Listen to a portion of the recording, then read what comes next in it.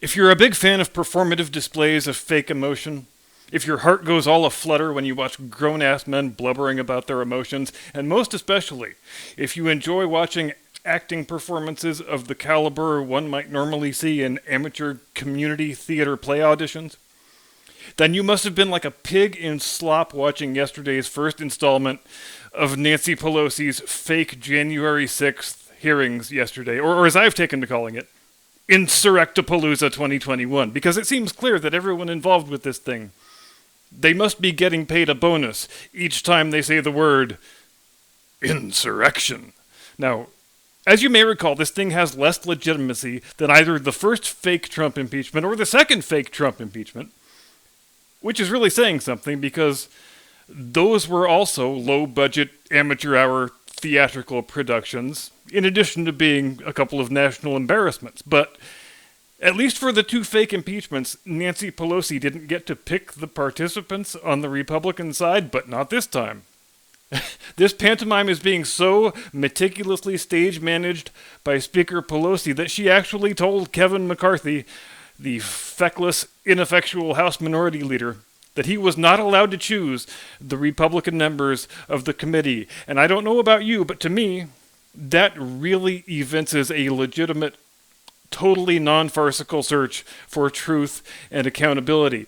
Because when you reject out of hand, and so far as I know, no House Speaker has pulled a stunt like this since before the Civil War at least, the list of names that the other party's leader wants you to put on the committee, and you decree that only your personal lapdog Republican never-Trump show pony trained seals will be allowed to participate, in other words, Adam Kinzinger and Liz Cheney, it strains the bounds of human credulity that you can look at the American people and say with a straight face that you are engaged in a methodical, dispassionate investigation rather than what you're really doing, which is making a porn video for people who are afflicted with end-stage Trump psychosis complex. And oh boy, you could just tell how thrilled and delighted our friend Adam Kinzinger was to have the speaker invite him to join her little lynch mob, because he really turned in a performance for the ages. I don't know about you, but that was some of the best fake crying I have ever heard in the recorded history of legislative thespianism. As the fake tears cascaded down his smarmy little cheeks, Mr. Kinzinger blubbered about his feelings like the good little leftist he really is. He described the deep, abiding emotional trauma with which he has been dealing since the events of 6th January, which, as we know all too well by now, was the most horrifying assault on our democracy since universal mail-in voting. Wait, that's not right. It was the most horrifying assault on our democracy since Joe Kennedy called up Mayor Daley in Chicago and said, "You've got 2 hours to make sure my kid wins Illinois." Wait, that's not right either. It was the most horrifying assault on our democracy since something 9/11, something Pearl Harbor, something Civil War. It seems like those are the only 3 things they ever really cite for their metaphors, just like they sort of shift the words around and dress them up in slightly different accoutrements from one day to the next. Which really just makes me feel like they're mailing it in at this point, don't you think? Can't they at least give us, like, some sort of theory for how it was the fault of Trump supporters that the space shuttle blew up, or how Trump caused the Exxon Valdez disaster, or something like that? I'm just saying, the constant reshuffling of 9/11 and Pearl Harbor and the Civil War is getting a little bit tiresome. Now, with as good as these guys are at lying, I expect some fresh material more often than this, frankly. So, y'all need to get your asses to work, because this viewer will not be placated or satiated by fake blubbery man tears. So, Adam Kinzinger goes ahead and has himself a nice long cry while he moans about how terrifying it was when some U.S. citizens trespassed on their own property. And it's such a shame, because the insurrection was so very close to succeeding. Our diabolical plot to install our friend Chewbacca Man as America's new dictator for life was within a hair's breadth of coming to fruition, until brave men like Adam Kinzinger stood right in their path and said, "Oh no, sir, not on my watch," because as a guardian of American democracy, as opposed to a Cleveland Guardian, I guess, I declare before you all, right here and now, like Gandalf facing down the Balrog, "You shall not pass!" Oh wait, that's not what he did. He went and cowered in a broom closet. quivering in fear until the cops came to save him from the dangerous terrorists who were in a different building all the way down the street. And of course, he shares this in common with the Honorable Alexandria Ocasio-Cortez, Democrat of New York, who spent the past 6 months telling anyone who will listen about how much danger she was in on 6 January when she was 2 blocks away from Chewbacca Man and the QAnon hordes. And today, just so there's no possible confusion, she declared that she was not only terrified of being murdered, but the insurrectionists, of course, also wanted to rape her, and presumably all of them. No word on whether they planned on all doing it at the same time, but this is a trait that Representative Ocasio-Cortez seems to share in common with a lot of average-looking women who suffer from crippling narcissism and unwarranted self-importance. Namely, the apparent belief that every man in the world wants to have sex with her. Because this is the same sort of language in which she engaged first a few years back, you may recall, when she dressed up in her all-white outfit and went down to the border and pretended to cry while gazing at an empty parking lot.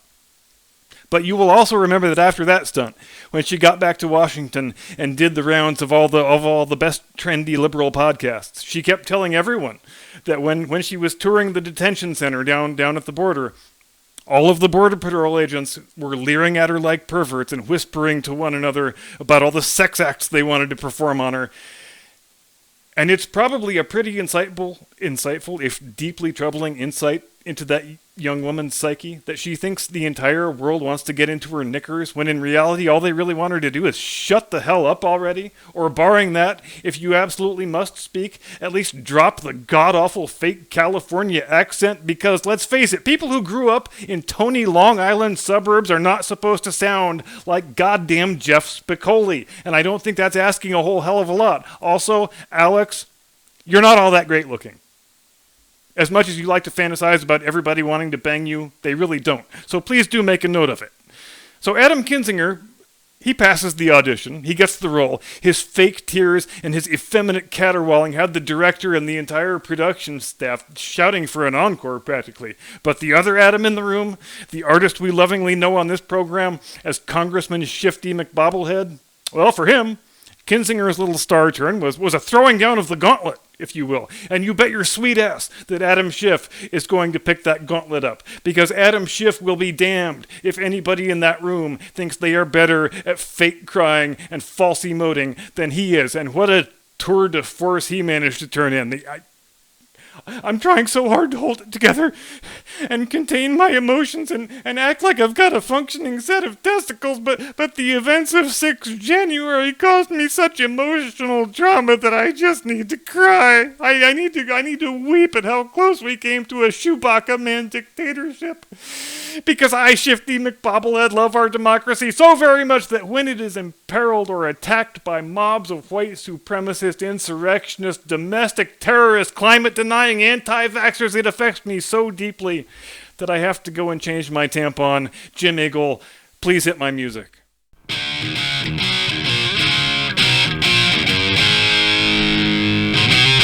From high atop the battlements of Castle Curmudgeon, where grown men who blubber about their emotions are fed to the alligators in the moat. Good evening, Mr. and Mrs. America, and all ships at sea. Welcome to the program. I am your eponymous host and humble servant. And we need to talk about liars in lab coats. Is there anybody out there who is still unclear on the fact that when your self-appointed overlords in government and media lecture you about following the science, quote unquote, that what they really mean is, we expect you to unconditionally obey this certain Democrat who is always wrong about literally everything, but you're not allowed to mention that. Or else you're a despicable science-denying anti-vaxxer, and probably a racist too, and probably also a member of QAnon, so let's just not take any chances. Let's just throw your ass off the internet before you have any more chances to infect the body politic with your insidious acts of misinformation, like asking common sense questions about matters of public health policy, because let's face it, there are certain questions that one is not allowed to ask. Now, speaking purely hypothetically, since my community guidelines strike doesn't expire until tomorrow, if I, hypothetically, was a person who had already had and recovered from the virus many months ago, and I were to innocently ask a question along the lines of, say, Why should I get myself inoculated against an illness I've already had? Then of course I would need to be immediately sanctioned as a filthy science denier, because following the science means unconditionally obeying the orders of a certain person or persons. But again, it's just a hypothetical, because so long as I have an active community guidelines strike, I would never dream of suggesting that Dr. Fauci is not the perfect, infallible, living personification of science, just as to Christians, Jesus was the living personification of God Almighty. And when it sounds like Dr. Fauci is wrong, that is just your own ignorance trying to mislead you, because Dr. Fauci is always right. If he sounded mistaken about something, then that perception is your fault, because you're too damn uneducated to see the sophistication of his scientific thinking. After all, if Dr. Fauci was capable of being wrong about things, why does he have a white lab coat? That white lab coat, in the world of secular progressivism, has the same function as the priest's collar in the normal world that we used to live in. That is to say, this certain article of clothing signifies that this person is an emissary of the divine, that he understands the mysteries of existence and the universe far better than a simpleton like you could ever hope to do. Thus, his judgments and his pronouncements and his decrees are not subject to your review or questioning, because who the hell are you to question the words of a man who wears on his person the holy talisman of universal wisdom? As I'm sure you have heard by now, and I'm sure you received the news with the rapturous delight that it so certainly warrants, the CDC has reversed course yet again, since the woman who runs the agency is a certifiable basket case who probably shouldn't be left alone with sharp objects. They now are recommending that fully vaccinated persons strap obedience muzzles across their faces, go back to dutifully wearing your religious face coverings, because you compliant herds of sheep would never disobey us, so we're just going to see how much we can get away with. And it must be just a serendipitous coincidence that the very next day after Biden and Fauci both floated the idea of bringing back mask mandates, then something all of a sudden changed about the science, and the CDC issued a new policy that, will you look at that? It comports perfectly with today's Democrat Party talking points. Who would have guessed? And on that note, take a good look around you.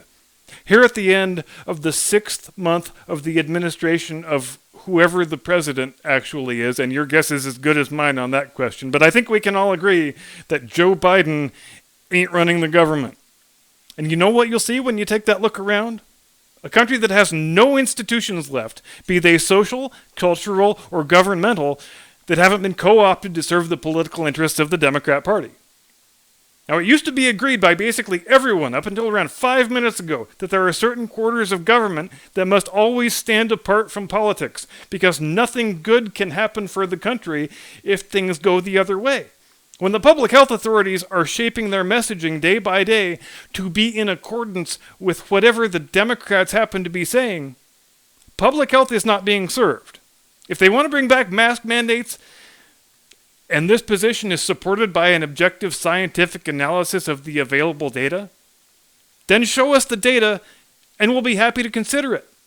But we don't get anything like that. We get the brute force approach instead. We get, well, you better obey or there's going to be trouble, you son of a bitch. And it's not difficult to understand why they don't show us the data that support their irrational, maniacal, idiotic social engineering initiatives. They don't show it to us because no such data exists. They don't show it to us because they are making this stuff up as they go. They make no attempt to use evidence-based arguments to support their policies because those policies are not based on evidence. They are based on a desire to never give up any kind of power once that power has been claimed and asserted. But we still dutifully went along with this crap. We allowed them to shut down our businesses, shut down our schools. We dutifully strapped on our ridiculous religious face coverings, strapped them on our kids. And the whole time, we could have stopped it at any time by asserting our right of popular sovereignty and saying, nope, we're not going to do it. And it all would have gone away. Because they cannot arrest and jail all 330 million of us if we decide not to comply with diktats that we know to be illegal, idiotic, nonsensical, and hostile to their own stated ends. We could see perfectly well that the bureaucrats in the lab coats, the people of whose intellect and erudition and qualifications we are supposed to stand in awe, were engaged in the most anti-scientific mode of thinking, which is single-factor analysis. Right from the beginning, they decided that mitigating the spread of this virus, the virus with the 99.7 survival rate, the virus that poses a risk of serious harm to healthy people under 70 that is statistically indistinguishable from zero, was the absolute only thing that matters. So they never considered the unintended consequences of the policies they were imposing on you and me. The elected officials, the people who are supposed to be making the hard choices based on the advice of a wide range of people, including public health bureaucrats, well, they were happy to abdicate all of their responsibilities and just hand over the keys to the entire society to little Tony and the lab coat mafia. And speaking of unintended consequences, we are now in a country where there is an epidemic of child suicide. And as much as I am ordinarily averse to making broadly unequivocal statements, I will state broadly and unequivocally that any country with an epidemic of child suicide is being run by people who are either congenitally incompetent or intrinsically evil or both. But we do currently have an epidemic of child suicide in this country. Within the past 18 months, 5 times as many kids have killed themselves as have died from the China virus. And I would invite anyone who is a fan of mask mandates and lockdowns and school closures to put forward any argument for why these policies are justified that cause normal, healthy, well-adjusted children to start taking their own lives. I mean, your social engineering goals are so important to you that you will happily climb over mountains of kids who have died by their own hand in order to get there? That's a bargain you're willing to strike? Are you going to look at a mom and a dad who found their teenager dead in his bedroom and tell them, oh well, that's just the price we have to pay for stopping the virus? And even if you could bring yourself to say it, would you actually mean it? Because that would be worse, frankly. Now, there is no empirical evidence of any sort, anywhere, that suggest mask mandates and lockdowns and school closures did anything to ameliorate the pandemic in any way. In fact, on average, the states where they had no mask mandates and never shut down the schools, those states did better than the states that did the draconian lockdown and mandates and regulations. So yeah, please tell us more about how this never had anything to do with politics. It's a tale as old as time that we never grow tired of hearing. And look, if you're one of the people who is still stupidly indulging the notion that these public health types, any of them, are really well-intentioned servants of the populace who just want us to get through the pandemic okay, and then they'll gladly hand back all their emergency powers, then I don't know what to tell you at this point, except they are lying. And they've damn well been lying the entire time.